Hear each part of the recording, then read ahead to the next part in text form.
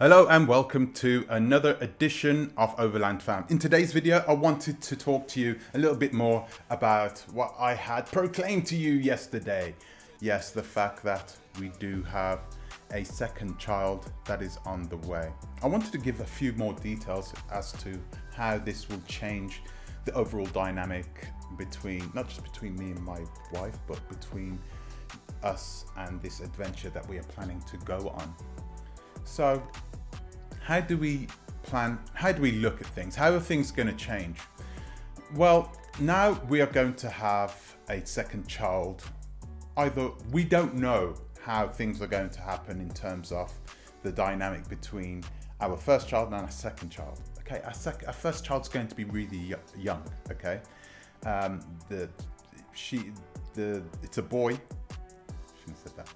So this child, this baby that is coming, this newborn, is going to be 3 to 4 months old as we start entering into deeper Africa. So we need to look at this from the perspective of a child. And I think that our youngest, and we think that our daughter is actually going to change positively.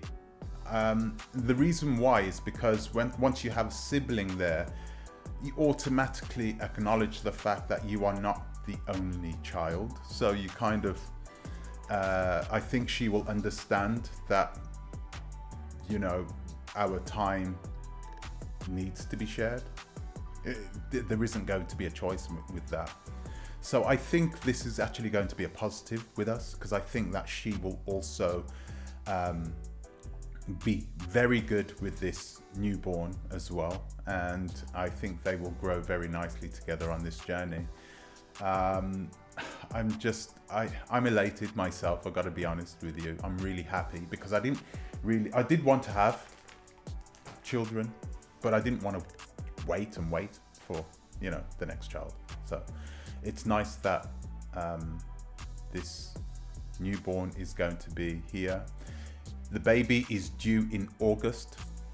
So the baby is due in August, and the baby will be 3 months old by the time we plan to go away, which is November at some point. So this works out good for us. It works out okay for us, you know, and we plan on sticking around. The good thing about overlanding is that we don't need to rush. One thing that we do need to change is the route. Why? Because at first we were planning to go a little bit off the beaten path, especially in West Africa. Okay, we didn't want to just skirt the sea, you know, board. I didn't want to do that. I wanted to at some point go deep into land, into deep territory. We are going to try to avoid doing that now. Why? Because of the mosquitoes.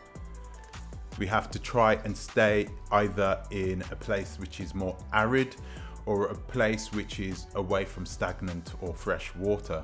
And so wherever the places where mosquitoes struggle to breed. Okay, so that's what we need to do. We also are thinking about what types of vaccines that this baby's going to need to have first as well. I don't like giving our child vaccines at that young age, but we kind of don't have a choice now, and I'd rather that child have, you know, the immune system that has had that experience, as opposed to just going into deep Africa without having with that baby fresh and just being bombarded by all these different viruses and bacteria. I'm not saying that Africa is dirty, and there are millions of babies being born there every single year, so it's not like, you know, our child is going to be any different. I'm having to explain this to my wife. This is what I mean by the dynamic between me and my wife. My wife is really worried about the safety of the child. I'm like, Africa is the largest, fastest growing community of young people anywhere on this planet. Okay, it's a place where young people thrive and survive. Not survive, but thrive. Okay, clearly they don't have a problem with these types of diseases. You're going to be okay. We are going to be okay.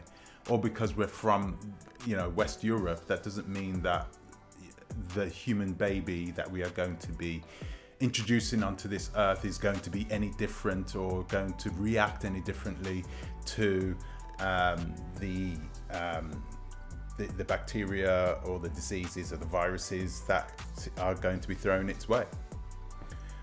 But still, we need to heed on the side of caution, and we need to also manage our risks. And I think managing our risks means just doing our best to avoid those types of mosquitoes, unfortunately. So yeah, once the baby is a little older, 6 months old, because I think the baby's going to turn 6 months old whilst we're on the continent. Lucky them. You almost got me to say the gender, didn't you? Well, that's not happening right now. So there. So once the baby's a little older, then perhaps, we're going to go up to the Kalahari. And once we go up to the Kalahari, I want that child to be 6 months. 6 months old. So, because there are going to be those little nasty mosquitoes around and those types of things. So we need to be really careful, taking our time. We need to take our time more because we need to make sure that the child is growing and she's healthy. Driving for only 4 hours a day. I don't think we have much of a choice anymore. Why? Because the baby can only be in a car seat, I think, for 4 hours a day. So that is one way. That is one thing that's definitely going to affect our journey. So yeah, we need to be careful about that. How else? Yeah, sponsors. We are going to be looking at sponsors who make travel equipment for babies. So we're going to hopefully get in contact with a number of companies and to see if they will work with us. And that's what I call this, work with us, because a lot of their products are tried and tested, but a lot of them have never been through the types of things that we are going to be going through as well with these children. We need equipment that will not break down on us and that will stand the test of time in some of the most harshest environments. So we are hoping to find a partner that will work with us and will give us equipment that will, really do the job for the few years that we are planning to be on the continent. What else? How else is it going to affect us? I don't know. I'm a little apprehensive.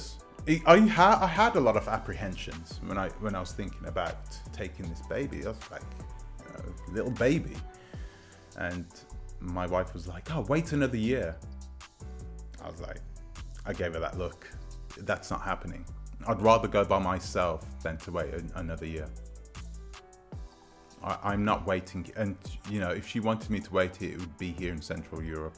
No, that's just not going to happen, unfortunately. Don't get me wrong, guys. I don't have a problem with Europe. I lived here for the vast majority of my life, but no. Okay. I'm not even going to go into detail about it. This channel is going to change pretty dramatically over the next few months. How? Because we're going to start making stories, and this baby is a part of our story. Okay, so each video is going to be a story from the beginning to the end. You're going to be able to sit down and watch any of the episodes in our videos and enjoy it, and then watch another one. You won't need to watch where the other ones in order to understand where we are. So that's what we plan to do. It's a vlogging channel anyway. It started off as a vlogging channel. You guys remember when I started this channel, I was just coming on here, just talking, that like what I'm doing right now. Much hasn't changed, although I've got lights now and a nice digital DSLR, and I've got a bit of sound, you know. That's the only thing that's changed at this present moment, but it's the same old, but I'm looking to make this content more appealing and a lot more exciting.